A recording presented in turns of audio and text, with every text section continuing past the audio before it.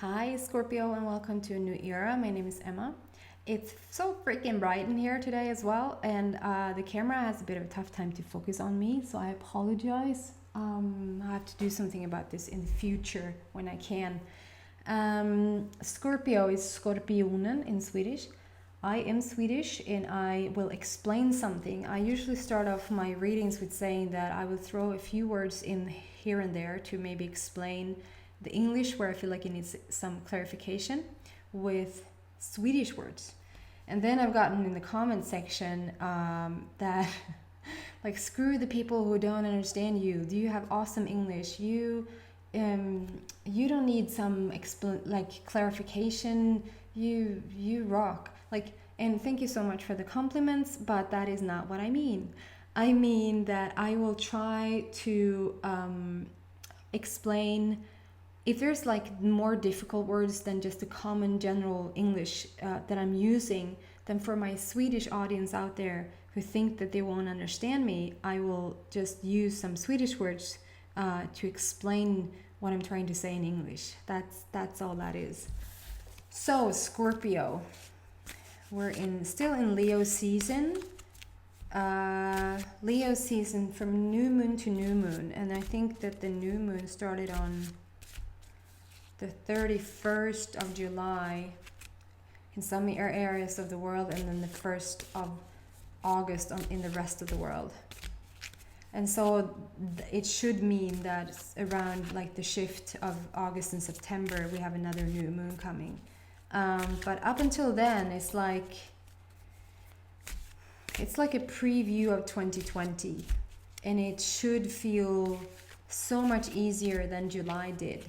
However, what I've been saying in these other videos is that I feel like if there is too much going, too fast energy, and you can't keep up, that is like you standing in the way of the stream, standing in a powerful river, and you try to stand in the middle of it and just keep your ground. You just can't, because you're resisting the current, you're resisting the speed of the energy. And if you get in your own way, you're gonna feel it. So just forward movement and forward momentum and just super fast energy doesn't necessarily mean that you are in super fast energy. I'm just saying this so that you don't, if some people get disappointed, they're just giving away all the power to this is supposed to be an easy month and then it's tough. Then you do something about it. Okay, people? Okay, so I've started to... Oh. Okay. How we can... That is such a mix of energy. Anyway, I'm going to explain it to you. First, I want to tell you which 3 cards I get. It sort of tells a bit of a more of a story when I flip them over all at once. Than if I do one-on-one card. So, first out, you get the unicorn card. The beautiful unicorn. It stands for, I just said in the Libra reading, to believe in the unbelievable. Just get your groove back on, just get the magic back in your life, because I feel like it feels like it has gone into a bit of stagnation or even a full halt. It feels like, get moving. So the unicorn card comes to just tell you, but start to believe in the unbelievable and in some magic again. And then you get the soulmate card, which is my peacock card, but it has really turned into be my soulmate card. And I gotta tell you, this Leo month seems to be just Leo season seems to be a soulmate season. It seems to be a lot of people meet their soulmate for some reason. I don't know why this particular month, but for some reason they do. Yes, we'll dive deeper into this. Then I have a question mark, because this is the 7 deadly sins. The opposite of this card is the 7 heavenly sins, which means that every aspect of your life is about to shift for the better. And with the 7 deadly sins, On the bottom it says humanity's destructive traits, and this is quite. I'd say that this probably is the heaviest card in the deck. So let's see what's up with that and why that has come out. So let's go back. Unicorn. Something is going on in your life to the point where you feel maybe bored, maybe that you lost your spunk. What even is that? Funk? I don't know. You lost your groove, you lost your A game, you lost your spark. Like, you don't sparkle. And then the unicorn comes to tell you, like believe in the unbelievable. Believe in the magic of unicorns, that they're here to show you like more of the miracle side of life rather than everyday life, if that makes sense. So something is going on in your life, or just emotions inside of you that have you feel maybe that you felt like, I was on such a good, like, I'm on my way, I'm on such a good path, I'm doing this thing, and then something just came crashing in, or something shifted for you that makes you feel a bit like it's a bit working against. Like, this is your July. In the middle of August, this is your July, meaning July was really heavy. Like, it was a tough month. So it's a good thing. Like, when the unicorn comes with all its colors and all its magic, it just lets you know to let go a bit of the seriousness, of the heaviness, and just find your magic again.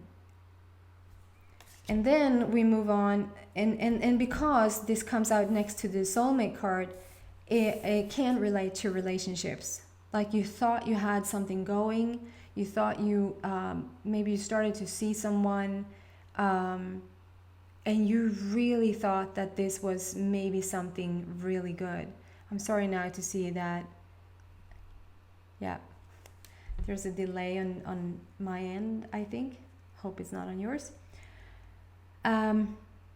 Yeah, that maybe you met somebody and you felt like this is it. You probably felt really good about it, or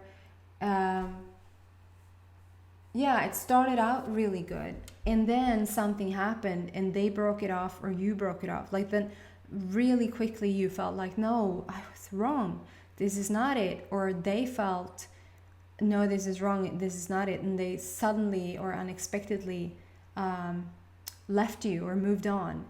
And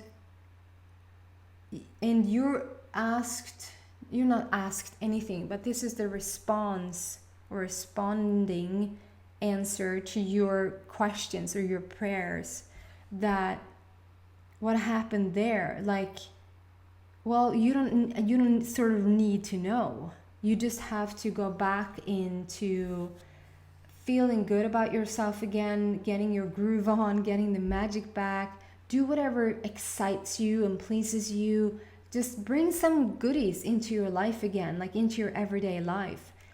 Because when you start to think about why this relationship didn't work, or if it's like, it's a general reading, so it can be something else. It's tough to connect with everybody.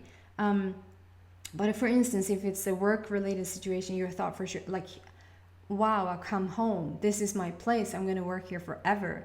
And then you were let go 1 week later. Like, or you felt like, you thought that this was like heaven, and now you realized, I don't want to be here. And it ends like that fast. And so instead of just finding out why that happened, that's not interesting. It's not interesting to find why something does not work, right? You don't want to have more of evidence of why something does not work. You want evidence of why it works. And so you just need to go back to whatever excites you. So you get up there again. You don't have to